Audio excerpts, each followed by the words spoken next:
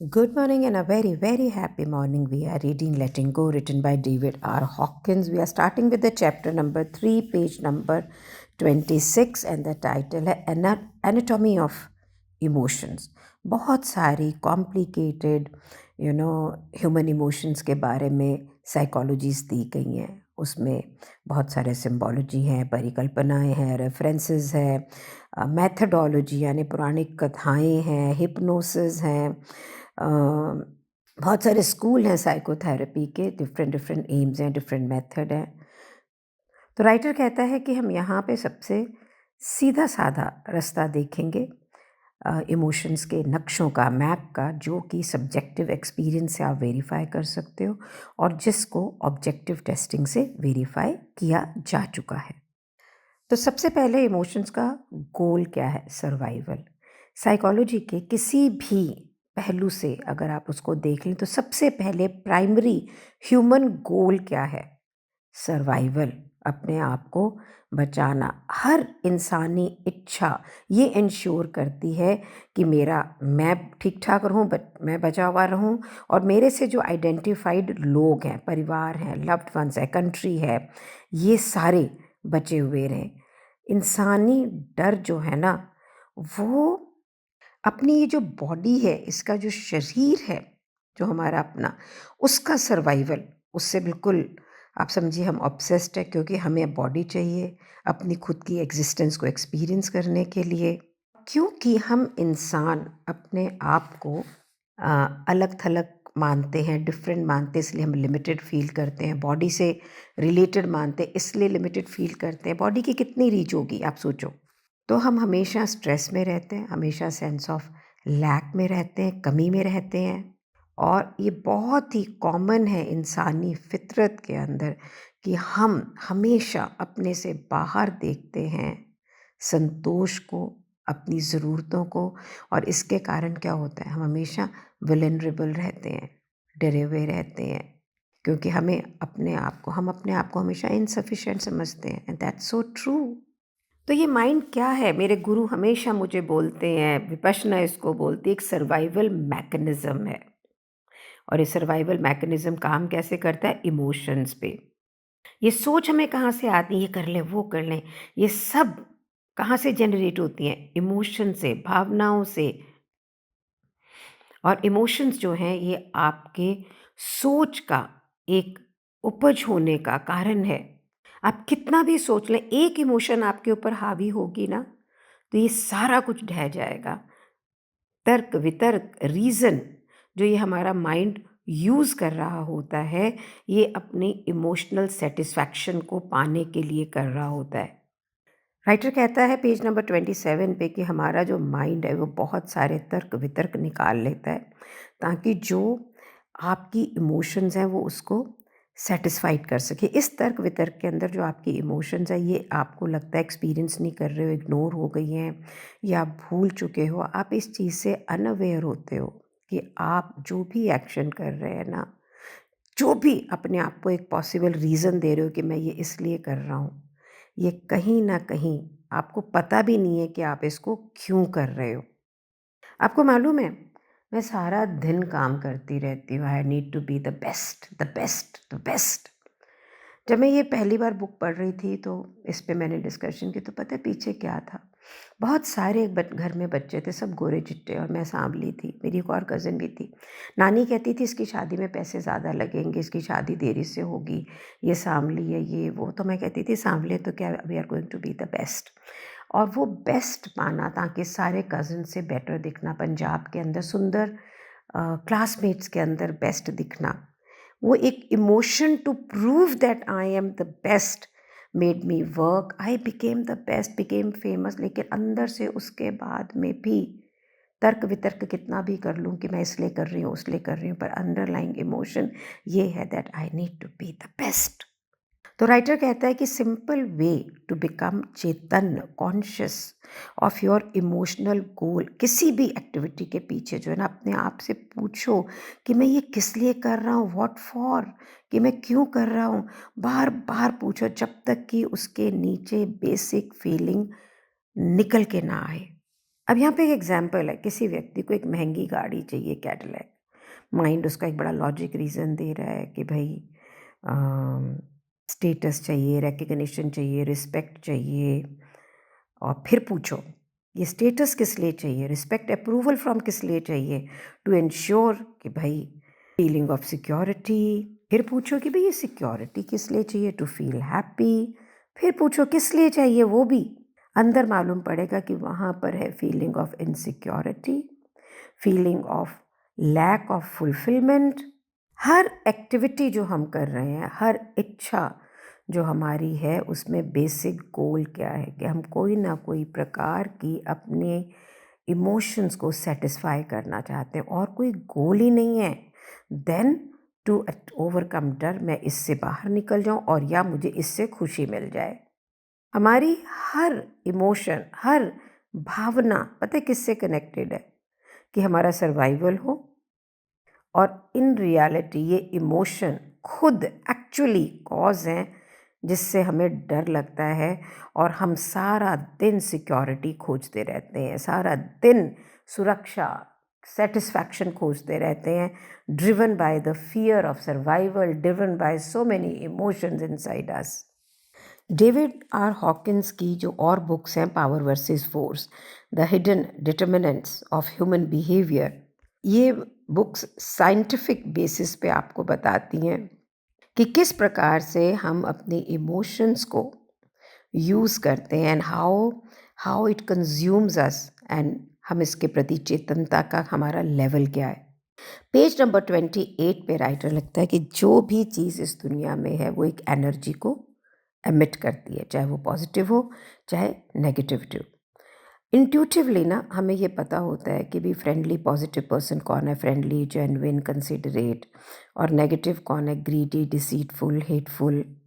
तो यहाँ पे वो कंपेयर कर रहा है एडोल्फ हिटलर और मदर टेरेसा की एनर्जी को, और कह रहा है कि जो एक आम आदमी की, अपने लोग जैसे हैं, सबकी एनर्जी जो थी इन बिटवीन होती है, कि कभी नेगेटिव कभी पॉजिटिव या बीच में।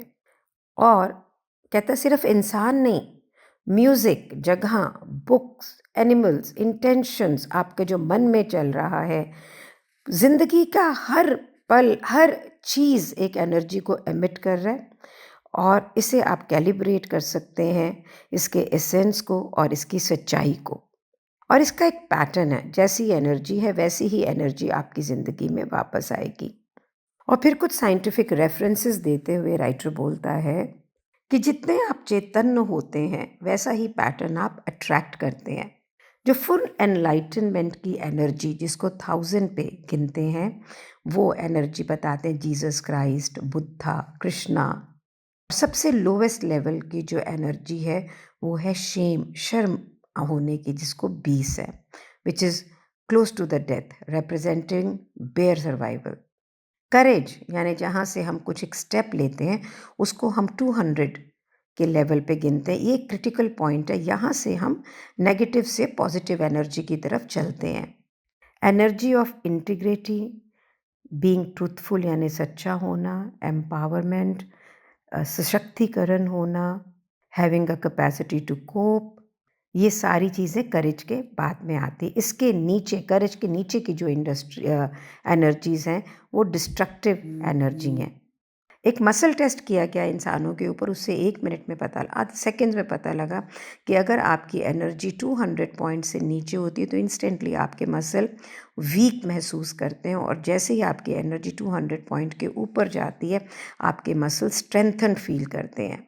पावर से जब हम ज़िंदगी को जीते हैं तो ये हमें स्ट्रेंथन करती है, और जब हम फोर्स से ताकत लगा रहे हैं, ज़बरदस्ती कर रहे हैं, वो हमें वीक करता है।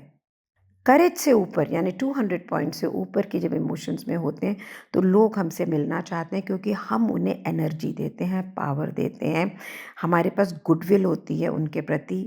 और उसके नीचे के पावर के अंदर लोग हमें अवॉइड करते हैं, क्योंकि हम उनसे एनर्जी खुद ले रहे होते हैं। और फिर बुक में पेज नंबर 29 से शुरू करके पेज नंबर 31 तक एनर्जी के लेवल के बारे में बताया गया है। Quickly we'll go through it. Energy of peace is at 600 points. यहाँ पे आपको ज़िंदगी एफर्टलेस लगेगी, ब्लिसफुल लगेगी, परफेक्शन में होगे, आप वननेस में होगे, अपने आप को सेपरेट फील नहीं करोगे, नॉन ड्युअलिटी में होगे। ये एक इल्यूमिनेटेड स्पेस है, एनलाइटन स्पेस है, और ये ह्यूमन रियल में बहुत कम होती है। सेकंड है जॉय, 540। प्यार जो है एक अनकंडीशनल, अनचेंजिंग इमोशन है ना, चाहे कुछ हो जाए, सर्कमस्टेंसेस बदलें या कैसे भी लोगों के एक्शन हो, और पूरी दुनिया जो है ये लव की इमोशन से ही और उसी की ब्यूटी के अंदर एल्यूमिनेट होती है, और इसी इसी प्रकार के लव से हमें आनंद, जॉय महसूस होता है। Sense of self completion, self sufficient prevail करता है इस समय इमोशन में। Love is at the energy of 500। हमेशा लोगों को माफ़ करना, नर्चर करना, सपोर्ट करना, ये दिल से काम करता है, माइंड से नहीं। ये हर परिस्थिति का एक सार है, उसकी डिटेल में नहीं जाता है ऐसा क्यों, वैसा क्यों। ये हमेशा चीज़ों को एक में देखता है, पर्टिकुलर्स में नहीं, कोई कंडीशंस नहीं है यहाँ पर। यहाँ पे जितने भी परसेप्शंस हैं वो एक विज़न ऑफ लव से प्रभावित होती हैं। हम लोगों के अंदर इंट्रिंसिक वैल्यू देखते हैं, हर चीज़ से प्यार करते हैं जो हमारे आसपास एग्जिस्ट कर रही होती है। उसके बाद में आता है 400 पॉइंट्स पे रीज़न, और यही एक इमोशन है जो हमें इंसानों को जानवरों से अलग करती है। एक एबिलिटी, एक क्षमता जहाँ पे हम चीज़ों को देख सकते हैं, एब्स्ट्रैक्ट को कंसेप्चुलाइज करते हैं, ऑब्जेक्टिव हो सकते हैं, हम करेक्ट और रैपिड डिसीजंस बना सकते हैं, हम प्रॉब्लम सॉल्विंग कर सकते हैं। साइंस, फिलॉसफी, मेडिसिन, लॉजिक सारे इसी एक्सप्रेशन के लेवल से है।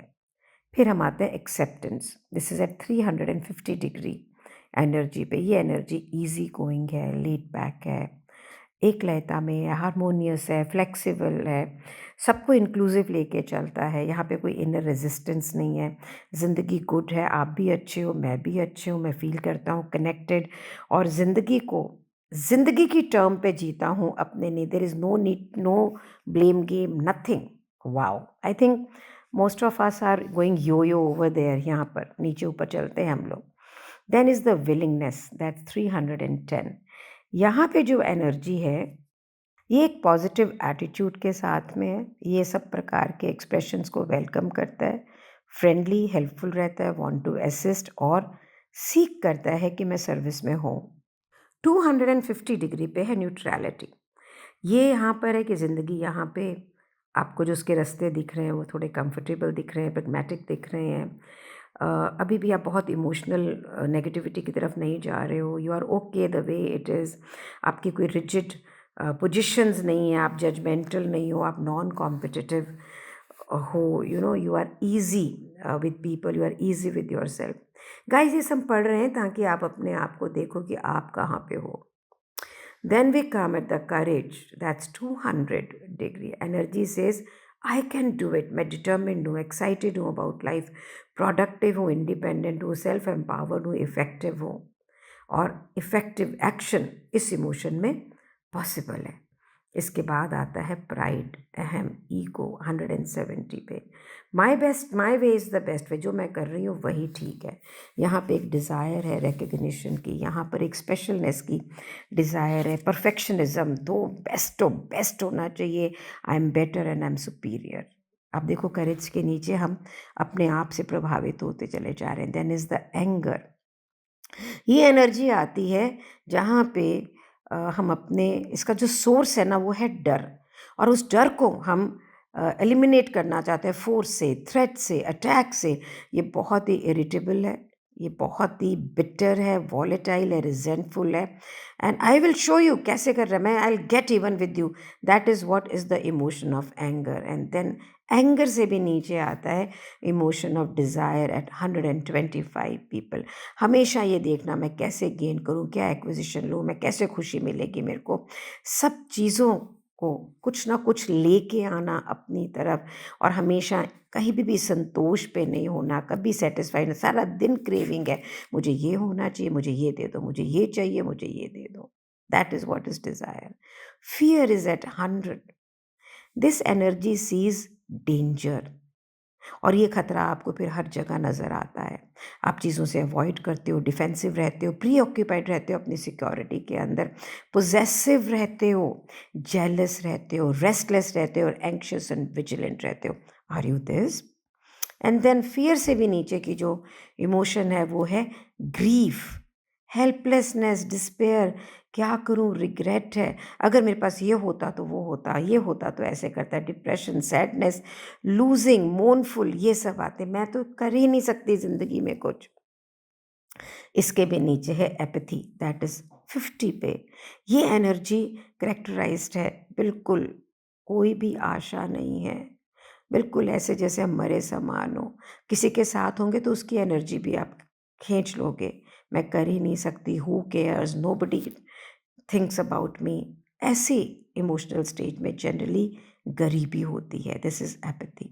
And then we come to guilt. ये सबसे ज़्यादा जो है ना, नीचे में जो दो हैं उसमें एक है self rejection, you know, remorse, बुरा लगना, अपने होने पे ही बुरा होना, सेल्फ सैबोटेजिंग कॉन्वर्जेशन, ये सारी मेरी गलती है, यू नो। इस समय सुसाइडल बिहेवियर, एक्सीडेंट प्रोन होना, सेल्फ हेट्रेड, बुरा दिखना अपने अंदर, दूसरों के अंदर, और बहुत सारे साइकोसोमैटिक इलनेसेस यहीं से आते हैं। और सबसे नीचे की एनर्जी है एट 20 डिग्री। यहाँ पे इसका ये कैसे दिखती है, ह्यूमिलेशन, अपने सर को हमेशा एक शेम में, शर्मनाक ज़िंदगी को महसूस करना। यहाँ पे हेल्थ बिल्कुल ख़त्म होती है, हम अपने प्रति और लोगों के प्रति, दोनों के प्रति क्रूअल होते हैं। आगे इसको और देखेंगे, लेकिन आपको अभी ये देखना है कि आप कहाँ पे स्टैंड करते हो। जितने भी लोअर एंड इस स्केल के ऊपर हैं, you know, the shame, guilt, इसकी वाइब्रेशनल फ्रीक्वेंसी भी बहुत ही लो होती है। यहाँ कोई ताकत नहीं है ज़िंदगी के अंदर। गरीब ज़िंदगी के सर्कमस्टेंसेस, रिलेशनशिप भी पुअर होंगे, अबंडेंस भी नहीं होगी, प्यार नहीं होगा, फिजिकल और इमोशनल हेल्थ भी आपकी ठीक नहीं होगी। इस लो एनर्जी के कारण आप जो लोगों को भी ड्रेन कर लेते हैं, लोग आपको अवॉइड करेंगे, और वो यू नो, और आपके आसपास भी पता है कैसे लोग होंगे जिनकी एनर्जी लो होगी। इससे कैसे निकलना है, क्या करना है, ये हम आज नहीं देखेंगे, कल बुक में आगे पढ़ेंगे। लेकिन सबसे पहले आप ये देखो, and we in our life keep on going up and down on the energies, we are not necessarily on the same every time, but you need to see most of the time आप कहाँ हो, बेचारगी में, कुमक्रेमी, कुछ गच्चामी, पतितो दुख सागरे, जीवन कैसा है यार, मुझे तो कभी मिलता ही नहीं, होता ही नहीं, मैंने ये कर दिया या उसने मेरे साथ वो कर दिया। Where are you in this life? That will get you where, how I am doing certain things. अपने आप को बहुत जगह पा रही हूँ मैं यहाँ पर, एक जगह नहीं पा रही हूँ, और ये मुझे मालूम पड़ रहा है कि my emotional stage varies from where to where. Guys, thank you so much for being in my life, thank you so much. कल जब हम दोबारा इसको करें उससे पहले ज़रूर जानें हम कहाँ कहाँ क्या क्या करते रहते हैं। Thank you.